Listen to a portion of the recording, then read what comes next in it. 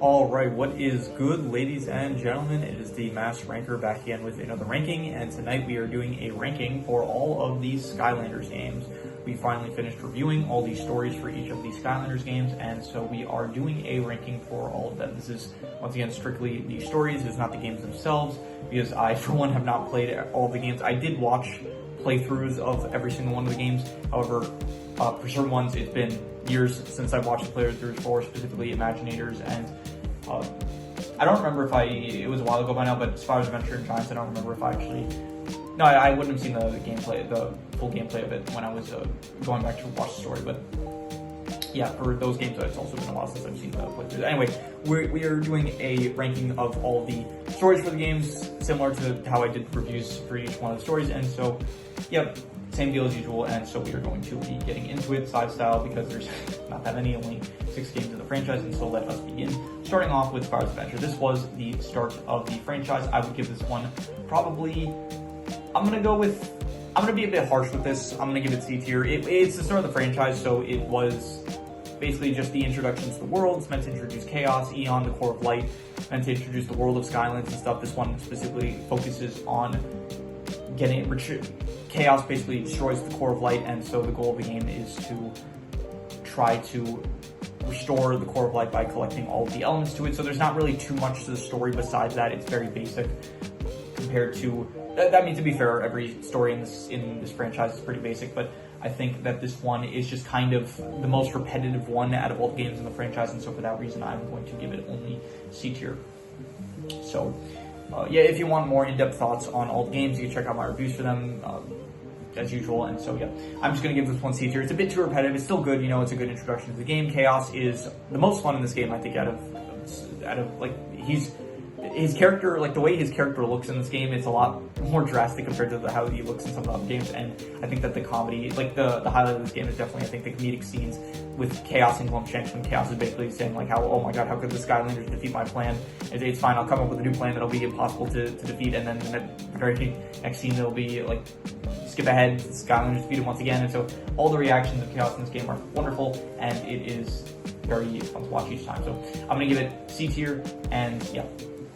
Next up we have Giants. I'm going to give this one B tier, I would say. I think that this one is a bit better than Spyro's Adventure. I do appreciate that the graphics are getting a bit better. After this point, the graphics finally become very pleasant to look at once you get to Swap Force, but I do think that this game is a bit too similar to Spyro's Adventure. I do appreciate the story a bit more, how it is not following, I mentioned this many times up until this point, but there are certain games in this franchise. There's 2 formulas for this franchise.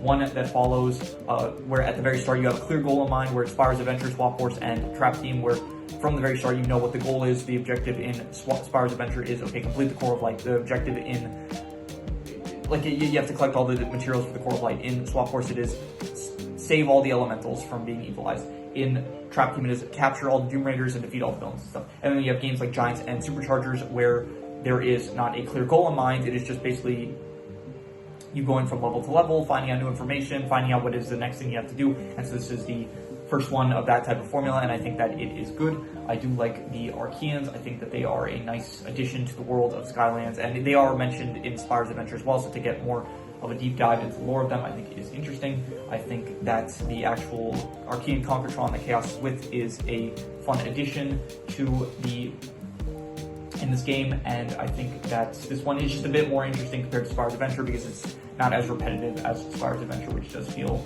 a bit too repetitive. Once again, I'll just say that. So yeah, I would give Spyro's Adventure Giants, I'd give it B tier. I'd say I think it's a B tier game about it.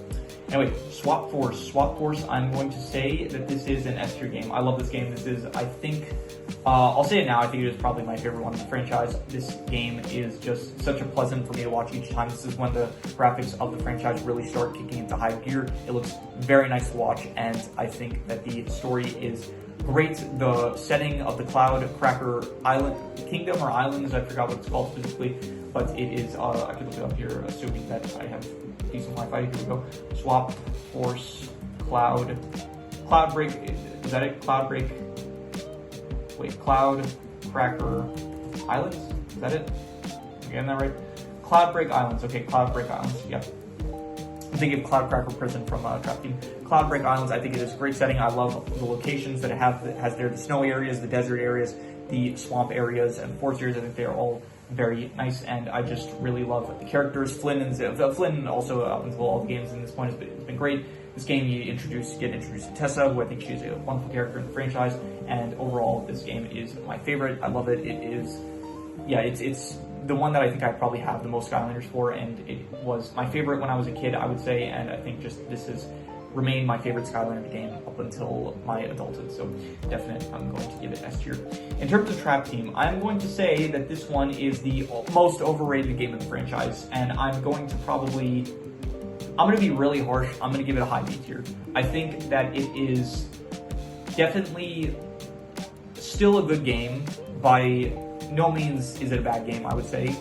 And I still enjoy the presence of Chaos as well as Flynn. You have Callie once again. Callie is in this as well.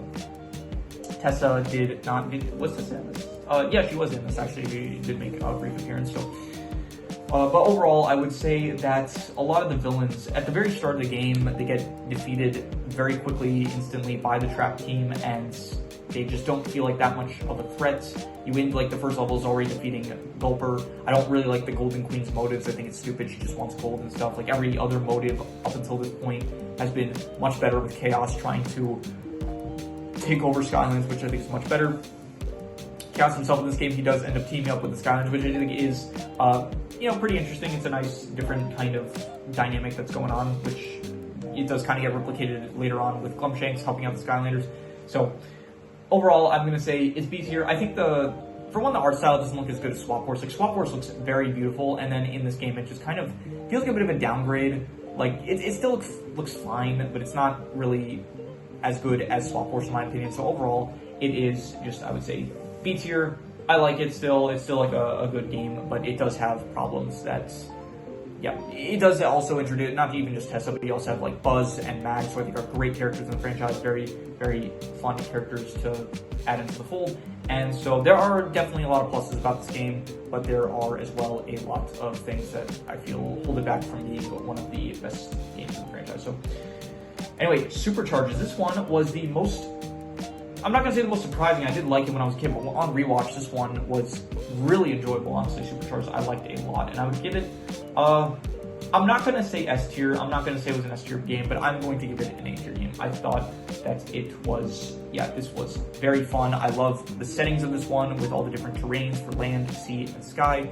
I liked just, not even just the terrains in the settings, but the settings themselves, the Titan levels, the levels with the dragon, the levels of, I mentioned this in my review, the levels with Captain Cluck's, the Captain Cluck level, I said the dragon level, the final area where you actually are where you're breaking into Chaos's lair.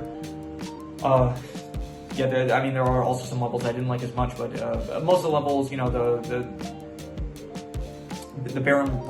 Baron Von Shell Shock's Brawl Pit, whatever it was, I thought that there were a lot of good fun areas. I think the art style for this game, it is really, really beautiful. I think it looks very nice. I would say maybe on par with Swap Force. I would say like about as good as Swap Force. Like they are the best, most visually appealing games in the franchise, I would say. The story, it is really great to have the darkness. The character of the darkness is very interesting. The dilemma that it causes for Chaos, where he doesn't know if he wants to destroy Skylanders in order to rule the universe, or if he wants to go with his true destiny, which is to rule all of Skylanders. I think that is a very nice dilemma for Chaos to have. I think the conclusion for his character in the game is also very good. Glumshanks teaming up with the Skylanders, and all of them are great. I mentioned that a lot of this I mentioned in my review. Once again, I am kind of just recapping stuff I mentioned in my review, but I am saying it again because this is just a lot of good stuff to mention about this game. The elements that they bring back from so many of the previous games, that not only just include not just the characters from previous games like Buzz and Mags and Tessa and Callie and Hugo, Eon, all that stuff. It is all very good, and honestly, I would just recommend, if you want to hear more thoughts about this game from me, I would recommend checking out my review for it that I released. I think it was like a few days ago by now, so I recommend checking that out, and you can hear more of my thoughts in depth, I would say so. And then finally, Imaginators. I'm going to have to give this one,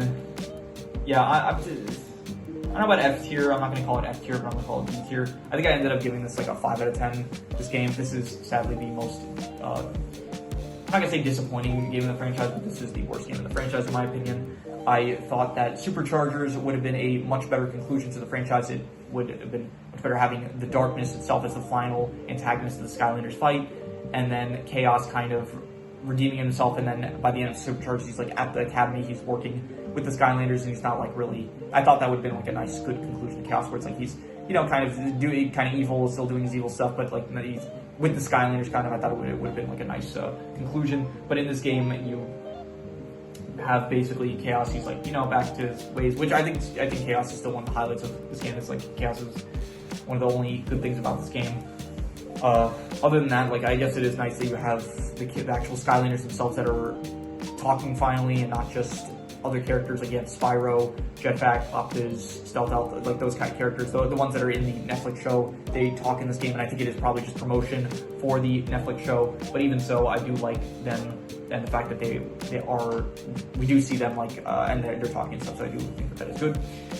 But yeah, I do have a lot of problems with this game. Just a lot of the levels are really boring. The story itself just it's not as interesting as any of the others in the franchise. Even something like Spyro's Adventure, which was really repetitive, it was still like at its core a good story of repairing the core of light. This game, it's just Chaos. His new plan is just create evil versions of Skylanders, which I guess in theory could work, but it just is implemented very poorly in this game, and it does not really work at all. It also feels like it's trying to copy elements from Spyro's Adventure, Giants, and Trap Team. So the three like lowest games on my tier list, like if they were trying to combine elements of like Swap Force and Supercharged, if they're trying to take aspects from those games, I'm wondering what it could have been, because those games are my two favorites. So I feel like they're taking, like, it feels like, I mentioned this in my review, you have the aspect of Chaos talking in between the battles, which is very reminiscent of Spyro's Adventure. You have Chaos working with another entity the same way he did in Giants with the Arcane Conquertron. In this game, he's working with the Brain.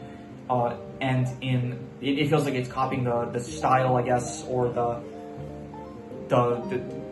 I mentioned this a lot, where I mentioned this a lot in my review for Imaginators, which I just released by now, which you can check out, that he is, the fonts of the game are very reminiscent of Trap Team. So this feels like this game is like trying to copy all the elements that people liked, I guess, about those games, and it's just not really implementing them as good. So yeah, I think this is the only game where the whole gimmick of the game is not really tied into the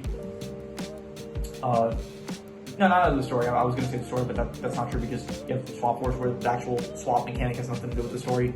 I was going to say that the Imaginator mechanic doesn't really tie into the core Skylanders, because they're like senses and stuff, but I guess ultimately I don't really have a critique for that, really. That's just something I guess to point out. But I mean, Swap Force also, the Swap Force characters, that's like my favorite game in the franchise. The Swap Force characters also, it doesn't exactly tie into the story of Swap Force. So yeah, ultimately I would say that Imaginators was my least favorite game in the franchise, and yeah, I think that is pretty much where we're going to leave it. I think, yeah, this is my ranking of all of the games in the Skylanders franchise. And yeah, ultimately I think I would give the franchise, I would probably go about I would say, I don't know, like I think this is like an 8.5, I think this is like a 7.5, this is probably a 7, this is a 6.5, maybe this is a 6, this is like a 5. Yeah, ultimately I think the franchise would probably average out to like a 7 out of 10, I think. I think it's a pretty good franchise, I would say. And, you know, there are games that are better than others, but, you know, it's a pretty mixed bag. I would say there are some not so good games. There are games that are, it's definitely in its prime, like in this era where you have between Swap Force to Supercharged. I think that is when the franchise is in its prime. But yeah, ultimately I would give the franchise like about a 7 out of 10. It's a pretty good franchise, I would say. So definitely holds up pretty well in adulthood than it did when I was a kid. So probably enjoyed it more so when I was a kid, but then as an adult, like being more critical about stuff, I still enjoy it, definitely, but I guess not as much as I did when I was a kid, but still enjoy it to a good extent, I would say. So but yeah, that is pretty much all there is to it. So if you have any recommendations, any shows, movies, video game stories, anime, web series, anything that you want me to review or rank or compare rankings, it does not have to be media related, it could be anything, leave it in the comments and I will maybe possibly check it out. But with that said, that is pretty much all there is to it, so let's leave it at that.